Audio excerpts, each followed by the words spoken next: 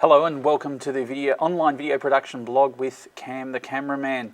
Hi, I'm Cameron Bailey and I'm Cam the Cameraman. You can catch me on Twitter at Cam the Cameraman, or of course you can check out the YouTube channel and all of that sort of stuff. Generally just search for Cam the Cameraman. That'll find me somewhere online. This week I thought we'd talk about lighting a little bit, and I didn't want to spend a huge amount of time on it because I want to get on to something else that we've talked about doing possibly in previous weeks, and I'd just like to cover off one of those. Just to start off and give us a bit of a basis to where things are going from.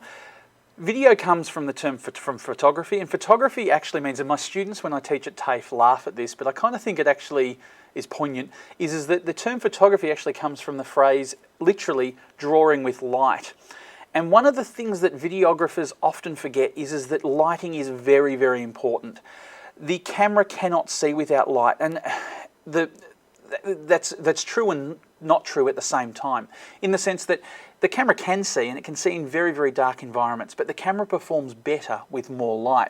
Lighting doesn't necessarily have to be expensive, and as you can see, we don't do a huge amount here, and those of you who follow Jim Boot as well, on his video blog, you'll notice that the background looks fairly similar. It is my desk as opposed to Jim's, but the background's fairly similar. And in the coming weeks, we'll talk about white balance to explain why the background behind us is blue, not the correct colour that it should be because it's outside. But we don't have to use a lot of money to get lighting right. In fact, in most environments, you can just strategically place your talent so that they're in front of the light source, so the light source is in front of them rather than behind them or above them. So for instance, if I wasn't using real lights or some lights in this environment, I would be facing towards this window rather than having the window behind me. But just to sort of give you a bit of a look as to what we have set up here, this is our basic setup, the setup here. You can see I drink Coke. Sorry honey, I do drink Coke at work. And what you can see, we don't have to go for a huge expense. Simple, very cheap lights from, in Australia, a hardware store called Bunnings is where these have been purchased from. Simple 500 watt lights. You'll notice that one of them is pointing up at the roof. That gives me a little bit of light on the top of my head. And one of the great things about bouncing, particularly these cheap lights, is that these cheap lights can create quite a harsh shadowing, and you can kind of see it on the side of my eyes here, or side of my nose here, where I'm not getting a lot of light from here, and you do get a little bit of harsh shadowing from these lights. You can soften that up by putting some scrims and things on them, but bouncing off a roof will soften the light because it's a reflected light off the roof rather than coming from the point source of the little halogen bulb. You'll also notice that looking at my studio here, what you'll see that how unnaturally bright the area is there. That's really important. One of the things that happens, one of the natural things that happens when you brighten up an environment is that the mechanism in the camera called the iris, or the aperture, for those of you who are into photography, actually decreases in size because it doesn't need to cut down the amount of light coming into the CCD, the image sensor. And what that has the effect of doing, as well as getting the exposure correct, is it also has the effect of giving a greater depth of field. Now, depth of field, those of you who are into photography would be very familiar with it, but depth of field basically states the amount of in focus in a picture.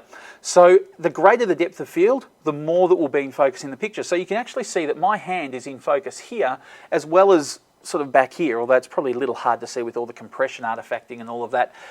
But it does mean we have a great depth of field, which means that our focus looks sharper, and when we create sharper pictures, particularly for the online environment, sharper pictures compress better, and therefore we get a better end result. Garbage in, garbage out. The other thing, just so some of you would like to see what I have to look at when I'm looking at you guys. One of the things we've said we're going to do in these video blogs is that, as well as talking about video production techniques, I'm also a senior SEO strategist here at Stuart Media, and part of my role is doing SEO for clients. And I said, put out on my Twitter feed a little while back, anyone who'd like their sites tested, let's have a look.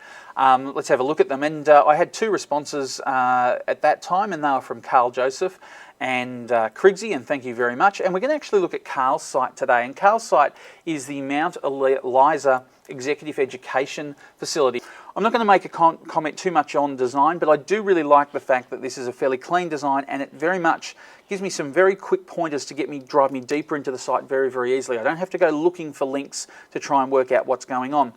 First thing we need to do whenever we're doing an SEO campaign is know what the site is about and what we should be trying to rank for. Now, where I went with that was I thought, okay, well, I've got to find out what this is all about. So I actually went to the page why we're number one.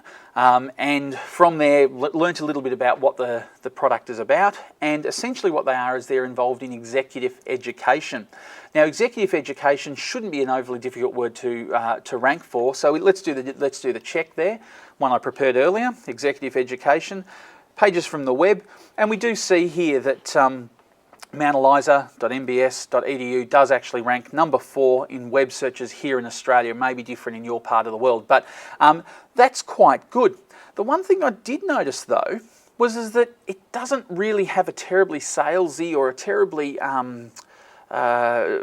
compelling reason to actually go to the site. If I'm looking for executive education, they've paid for a phrase up here to get into the paid search, and maybe we'll talk about that at a later stage as to whether or not it's good paying for paid search where you're actually organically ranking as well. It's a conversation to be had. But up here they say Mount Eliza Executive Education, customised, tailored and open programs. Yet down here, what is executive education? Customised programs. It doesn't actually sell the product to me. It doesn't actually sell, come to this place and we can do executive education.